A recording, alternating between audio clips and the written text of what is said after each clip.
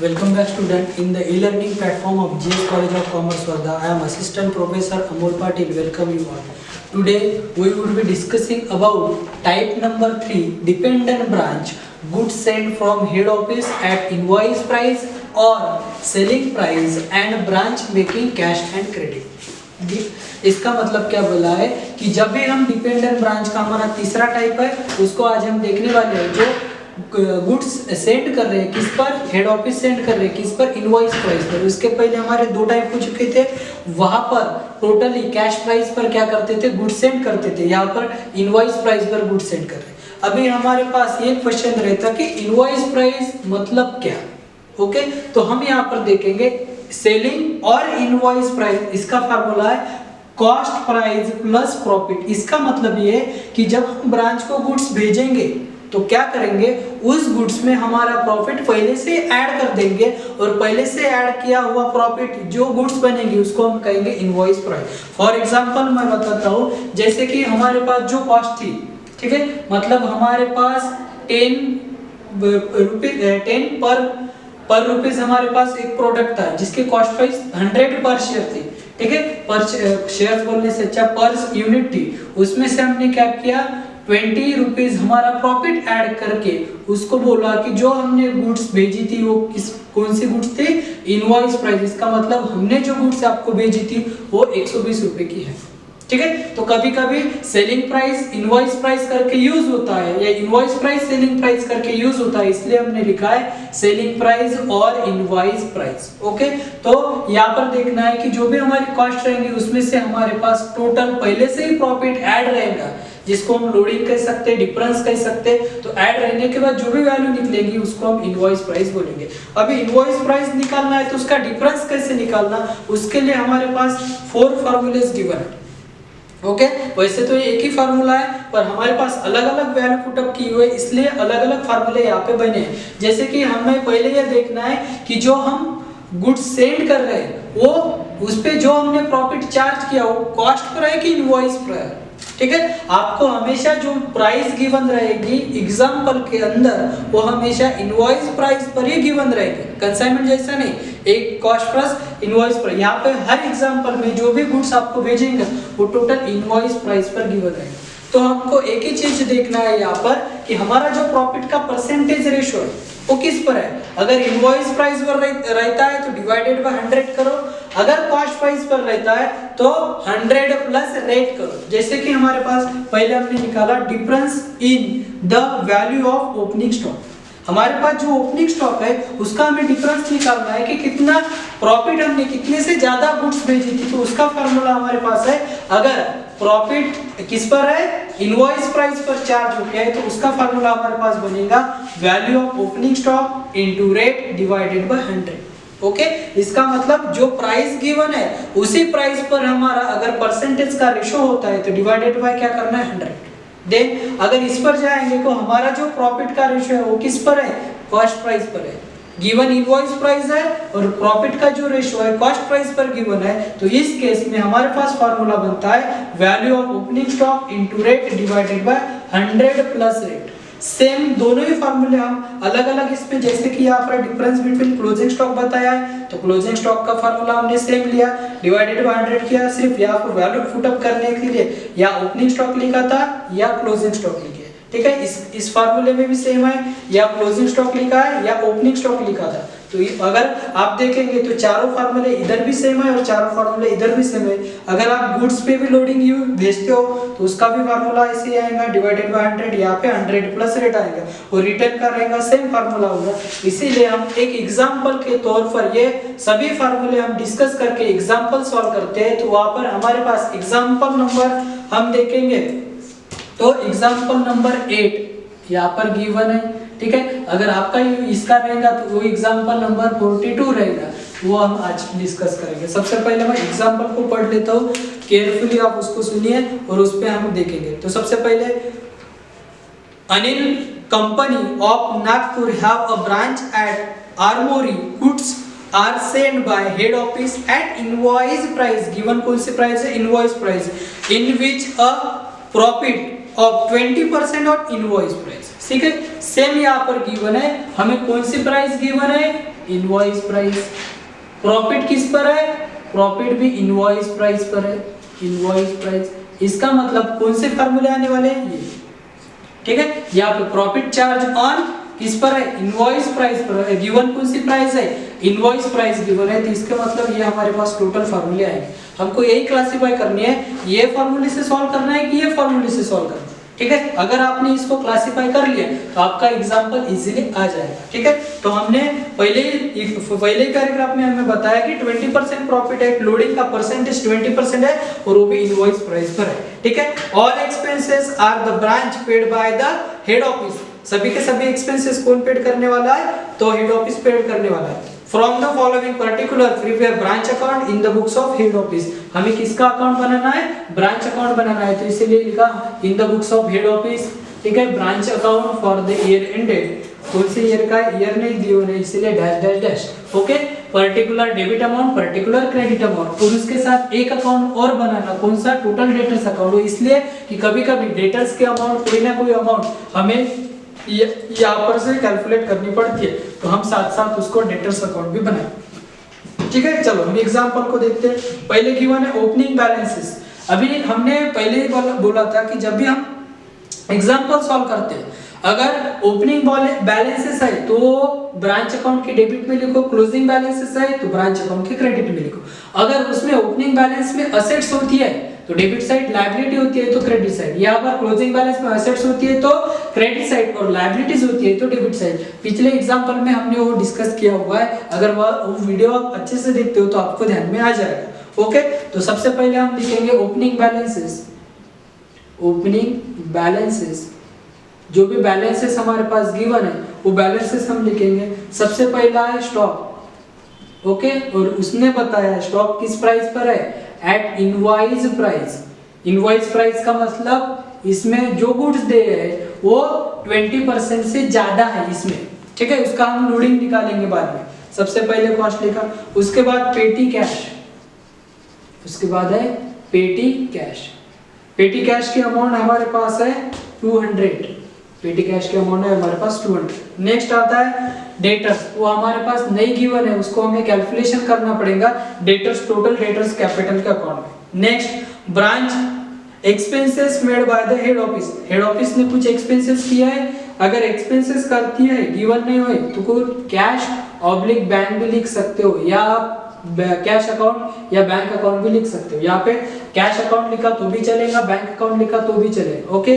तो cash account में कौन कौन से जो एक्सपेंसेस किए थे, मतलब रेंट दिया है तो रेंट का कैलकुलेशन हम करेंगे, उसकी अमाउंट है टोटल 1200। वेजेस की अमाउंट हमें दी गिवन है, कितनी है 2400। सैलरी की अमाउंट हमारे पास गिवन है, टोटल अमाउंट है 4800। अगर सबकी टोटल कर देंगे तो आ जाएगा 8400। तो ये हमारे टोटल एक्सपेंसेस हो गए जो किसने पेड किए थे, हेड ऑफिस ने पेड किए थे। हेड ऑफिस पेड कर रहे हैं, इसका मतलब हेड ऑफिस ने अपने तरीके से, एक तो बैंक में से चेक बोला होगा तो बैंक भी लिख सकते हैं, या कैश बैंक भी लिख सकते हैं, या कैश भी लिख सकते हो। वैसे तो यहाँ कैश ही जरूरी लिखना है कि कैश ही लिखना चाहिए, ठीक है। फिर भी कभी कभी किताबों में अपने को कैश और बैंक दिया रहता है, इसलिए हम कैश और बैंक लिखते हैं। तो सबसे बाद उसके बाद remitted made to the head office. Head office से क्या मिला, पैसे मिले, यहाँ पे हम लिखेंगे बैंक अकाउंट के नाम से। यहाँ पर हमेशा बैंक अकाउंट ही आएगा, क्योंकि जो कैश आ रही है, ठीक है, कौन कैश दे रहा है, head office, branch head office को अगर पेड कर रही है तो वो बैंक अकाउंट में से ही पेड करेंगी, क्योंकि एक एक अमाउंट खुद जाके थोड़ी दे देंगे, तो बैंक अकाउंट में ही डाल देंगे। तो उसमें से हमें बताया गिवन है कैश सेल्स हमारे पास है, इसका मतलब टोटल हमारे पास कैश सेल्स है 18300। इसका मतलब कैश सेल्स के हमारे पास पैसे आए 18300। और नेक्स्ट हमारे पास गिवन है cash collection, cash collected from debtors. Debtor के पास की भी अमाउंट हमारे पास कुछ गिवन है, तो डेटर्स की अमाउंट है 44000, ओके। टोटल अमाउंट है 44000। और ये cash collected from debtor, debtor से रिलेटेड है, तो डेटर से रिलेटेड है तो यहाँ पर जाएगा cash collected from debtors, cash collected from debtors. Total amount है 44,000, टोटल अमाउंट गिवन है 44,000. Then goods return by the branch at invoice price. हमारे पास गुड्स रिटर्न हो गए, ठीक है. किसने भेजे? ब्रांच ने भेजे. तो हम यहाँ पर लिखेंगे क्रेडिट साइड लिखेंगे, बाय टू लिखना जरूरी है. यहाँ पे 2 आ जाएगा, यहाँ पे 2 आ जाएगा, यहाँ पे बाय आ जाएगा.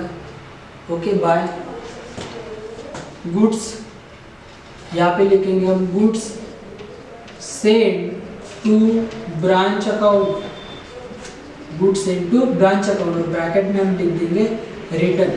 टोटल गुड्स हमारे पास रिटर्न आ गए. कौन से प्राइस पर थे? At invoice price. Invoice price पर गिवन है, टोटल अमाउंट है 1,800. नेक्स्ट हमारे पास गिवन है goods send to branch account. यहाँ पर आ जाएंगे goods send to branch account,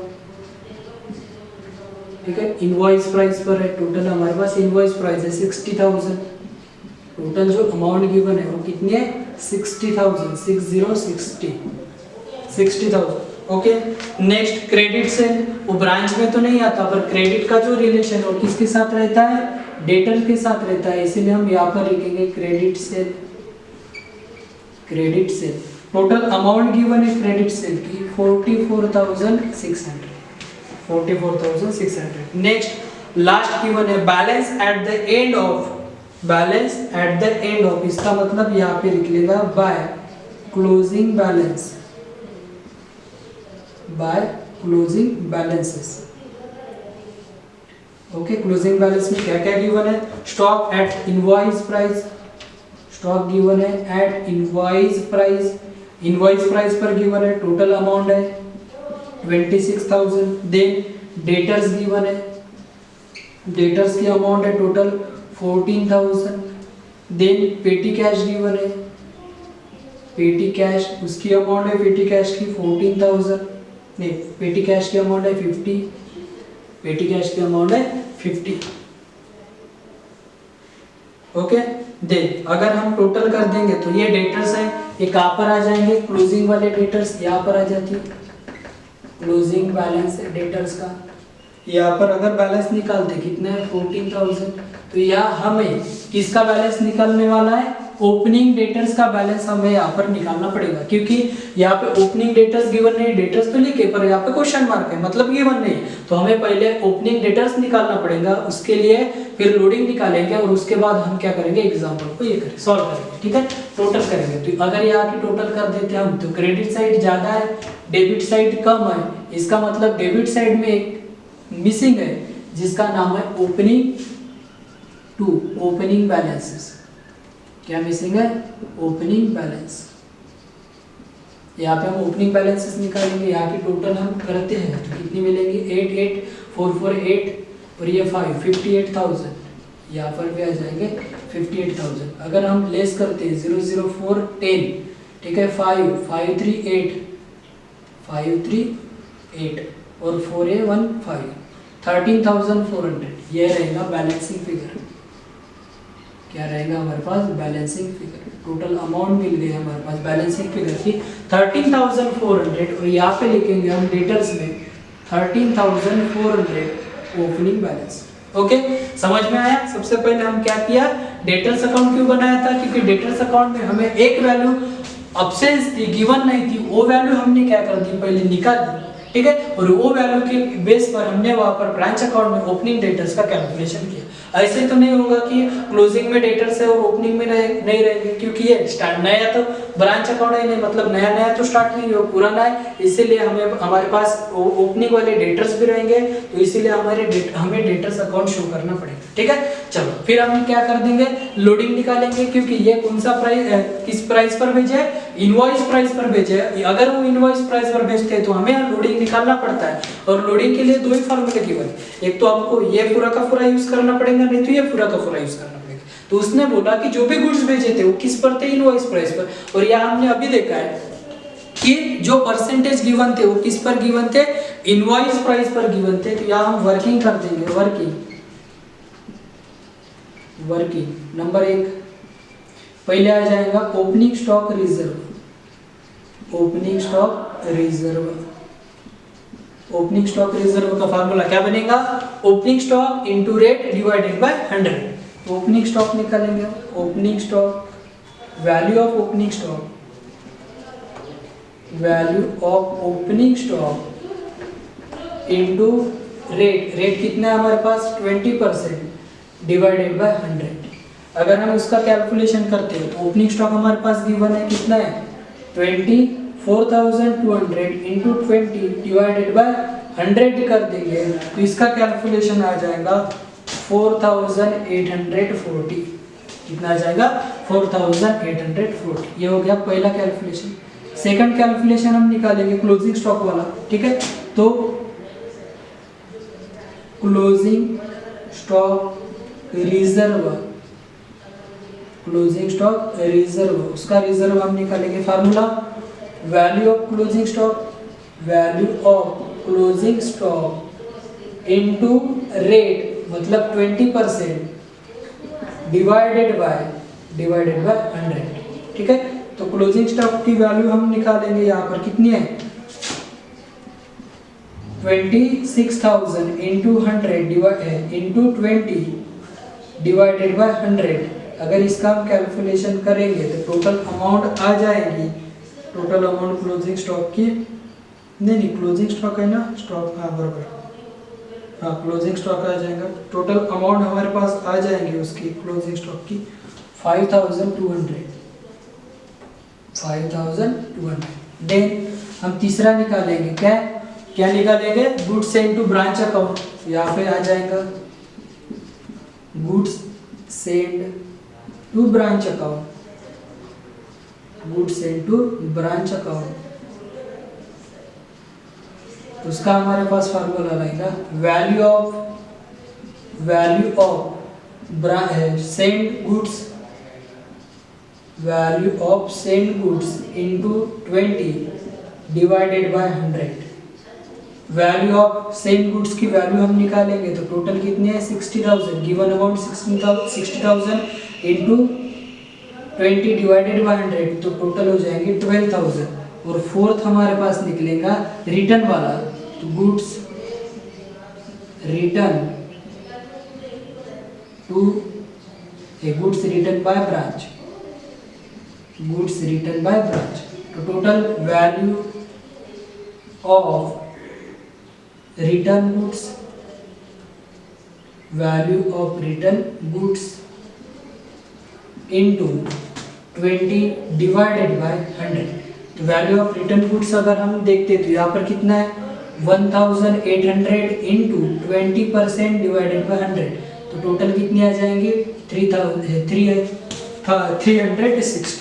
ठीक है। सबसे पहले हमने क्या कर दिया, सभी का रिजर्व और लोडिंग लिख दिया, निकाल लिया। ठीक है। अभी रिजर्व और लोडिंग निकाला तो उसका क्या करना चाहिए, तो सबसे पहले ध्यान में रखो कि यहाँ पे हमने जो गुड्स बेची थी इसका मतलब ज्यादा पर बेची थी, अभी हमको क्या करना है उसमें से कम करना है। तो अकाउंटिंग का फोर्थ रूल है, चौथा रूल है क्या, अगर आपको किसी भी अकाउंट में से कुछ भी कम करना है तो उसमें से हम कुछ भी खोड़-तोड़ नहीं कर सकते या कुछ उसको नहीं कुछ उसमें कम ज़्यादा नहीं कर सकते। तो उसमें क्या करना पड़ता है हमको, उसके अपोजिट साइड लिखना पड़ता है। जैसे कि अगर ओपनिंग स्टॉक है तो उसका रिजर्व क्रेडिट साइड लिखो, गुड्स है इनटू ब्रांच है इसका रिजर्व क्रेडिट साइड लिखो, रिटर्न है तो इसका रिजर्व डेबिट साइड लिखो, या क्लोजिंग स्टॉक है तो इसका रिजर्व भी डेबिट साइड लिखो। इसका मतलब क्रॉस में करना है। ठीक है।